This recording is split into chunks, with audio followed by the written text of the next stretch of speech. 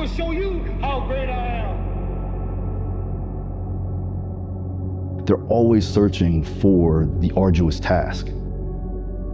If you're sitting at home and you're constantly just worrying, watching TV and letting your time just fade by, you're never truly taking advantage of what life gives you. Phil Daru. That guy's very respected. Yeah. Highly respected guy. Yeah. He's helped me out a lot.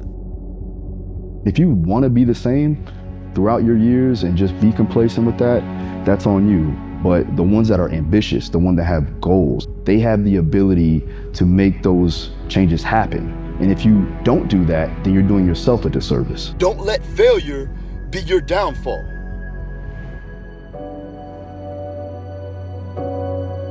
The saddest thing in life is wasted talent.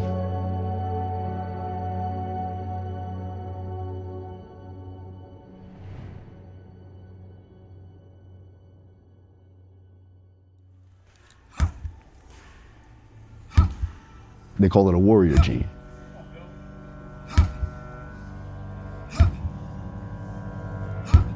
Everybody has some level of fight in them. They just have to be able to dig it out of themselves. You got a guy from Detroit, then you got a kid from Dagestan, then I got a kid from Japan. So you have not only just backgrounds, but like upbringing and different regions of the earth. And you go, well, their approach to life is totally different than this person's approach. But I can still relay over information appropriately for them. So, Phil Daru, I'm a performance coach for mostly combat sport athletes. I've been doing this for 15 plus years. And I've been martial arts since I was 4 years old. My mother was a firefighter, so I used to help her work out when I was a kid. And so it allowed me to really understand how to push myself physically, mentally, and also spiritually. Learning proper periodization protocols, programming, methodology of training, things like that were going to help me evolve. So I had to figure out ways to make me a high performer. So by the time I got to high school, I was looking at some of the programming that we were doing, and I was like, this is not gonna work. So I ended up actually running the programming for my high school football team. Fast forward though, and I'm in my college career, and my mother actually developed lupus, which is an autoimmune disease, and ended up attacking her organs. Her organs started attacking herself. And my father got into a bad car accident, so they couldn't afford any money. No money was coming in. It's like, man, I had to make a decision of basically canceling my scholarship, going back home, a poverty-stricken area, gang-related, a lot of drugs, things like that. Fortunately for me, I found a gym that was close by, that was owned by an American Top Team affiliate. His name is Dean Thomas. He's a UFC veteran. And eventually, I ended up getting my own spot at 22 years old, training Dustin Poirier, Hector Lombard, Tisha Torres, and these are all different types of fighters, right? So it allowed me to truly understand people at that point. When you're working with such an eclectic group, right, you have to be able to understand people, right, and be able to communicate to them appropriately. When it comes down to jiu-jitsu or judo or boxing, it's all different, but it's also the same because it's combative sport, right? We're born with this sense of combative approach. Everybody has some level of fight in them. They just have to be able to dig it out of themselves.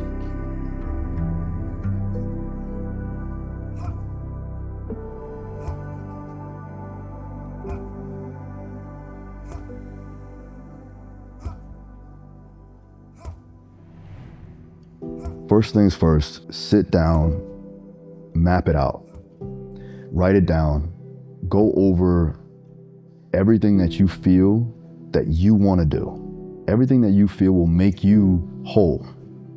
Sit there and really figure out what you want. And then from there, evaluate their limiters. We have to evaluate their strengths and weaknesses, right? Knowing exactly what your weaknesses are, and then finding out how we can make them a strength. And when you get stronger in any aspect of your life, it allows you to grow and it allows you to get better. And at that point you go, well, all right, I want that again. Physically, I can pretty much deal with any situation, right? To a degree, right?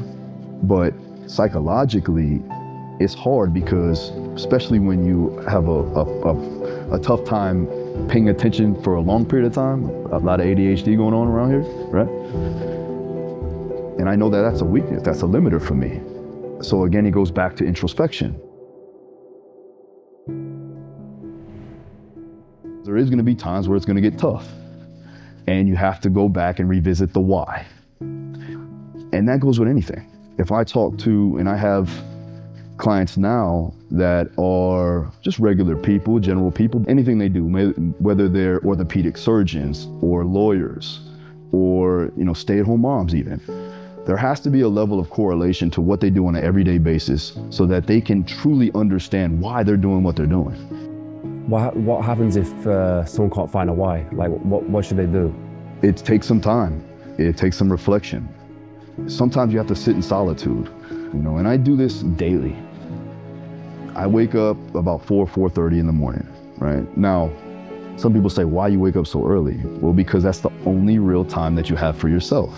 Everybody else is sleeping, or at least nobody's gonna bother me at that time, right? And I'll do some level of physical activity that puts me in an uncomfortable situation, which allows me to reflect on what I'm feeling in that moment in time. And then from there, you try to fully understand why you're doing what you're doing and why you're here. It takes prayer. I'm a man of faith, so I make sure that I'm constantly talking to the man above to make sure that he can give me some guidance or give me a level of understanding of why I'm doing what I'm doing sometimes. And trust me, I wake up at 4:30 and it's cold and I could stay in bed. But the level of understanding that I get from getting out of bed is the first step to conquering the day. And so when I do that, it allows me to understand my purpose. It allows me to understand my why. If you want to be high level, you have to be able to give that maximal intent. You want to train optimally. You never really want to train to the point where you're fully fatigued to where you can't do it again. And a lot of the guys in, like, let's say Dagestan or even in Thailand and these guys that have been engulfed in a certain aspect of martial art, they go in there and it's consistent effort that's about 80%. What that does do, it allows that to compound over time. So the frequency of training becomes more than a person that goes out and gives it their all, but drains everything. Now they have to take 2 days off, right? Because they're gone. What I found with all the elites is that they go in there and they give it their maximal intent for that particular day on what they have available, right? So you have to look at two things. You have to look at objective indicators and subjective indicators. Your objective indicators can be an HRV, could be your heart rate in the morning, could be something that is going to be quantifiable, something that we can measure. Then you have a subjective indicator, something that you need to know for yourself. You need to feel it, right?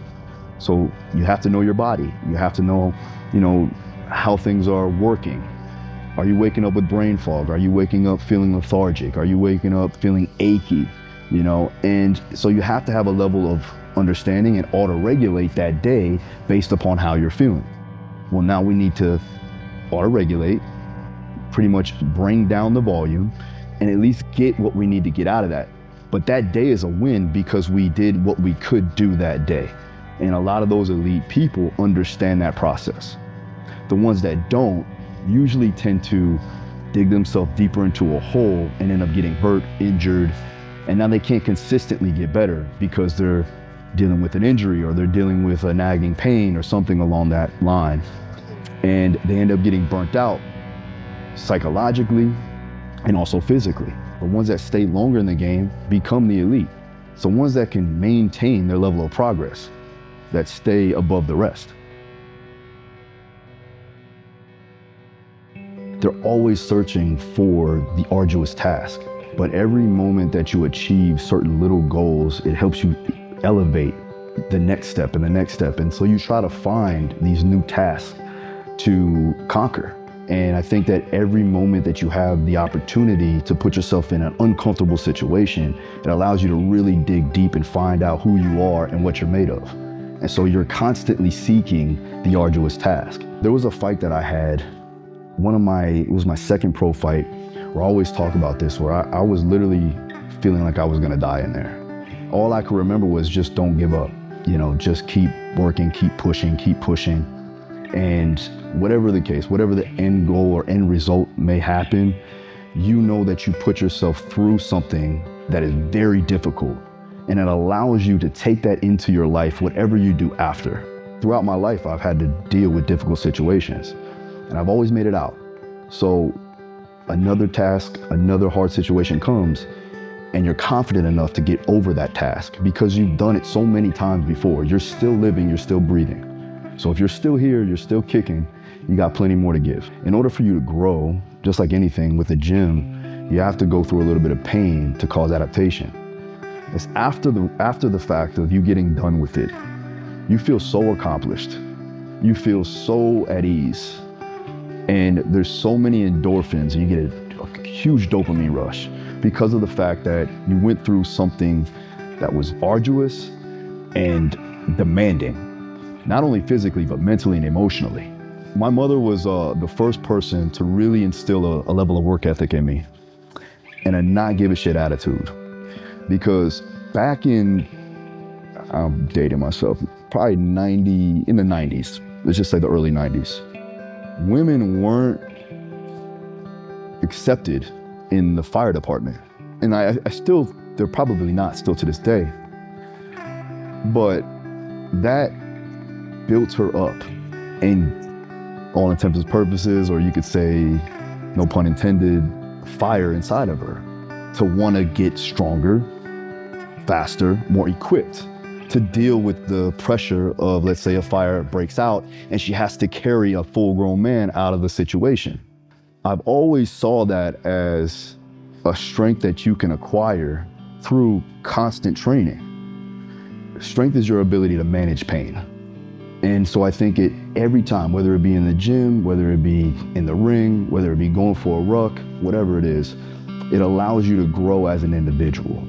And if you don't do that, then you're going to stay the same. And if you want to be the same throughout your years and just be complacent with that, that's on you. But the ones that are ambitious, the ones that have goals, the ones that want to help change people's perspective, they have the ability to make those changes happen. And if you don't do that, then you're doing yourself a disservice. It's almost like a hidden talent, right? And I always say, the saddest thing in life is wasted talent. And if you can't fulfill those talents, then you're doing yourself a disservice, and you're doing everybody else around you that follows you for guidance a disservice. And if it's as small as taking the dog out for a walk, it allows you to keep that momentum going. And then each and every time it gets bigger and bigger, right? It compounds and progresses.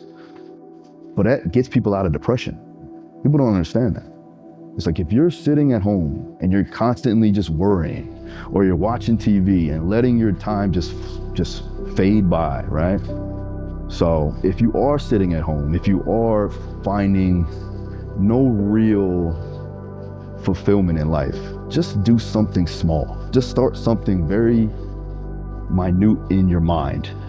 Whether it be, and I always talk about with the gym, because I think training in general, strength training or conditioning, whatever it is, if you could just go to the gym. Some people have a hard time just getting in their car and driving to the gym.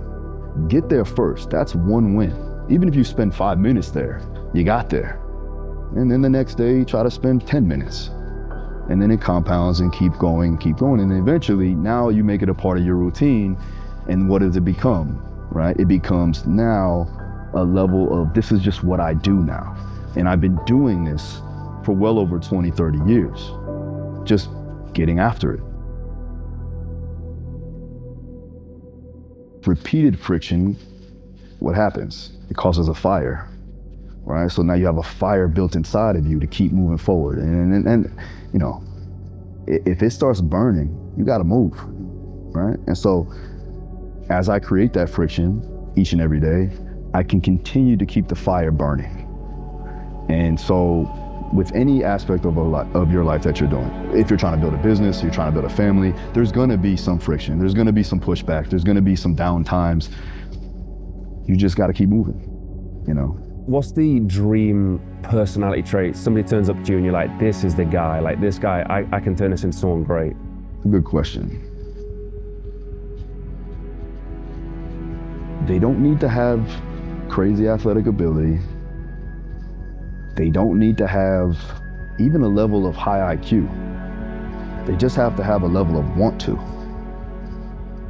And I've seen guys that don't have all the physical attributes, that don't have the, I would say, the psychological acuity to get things done, but they have the will to want to get it done.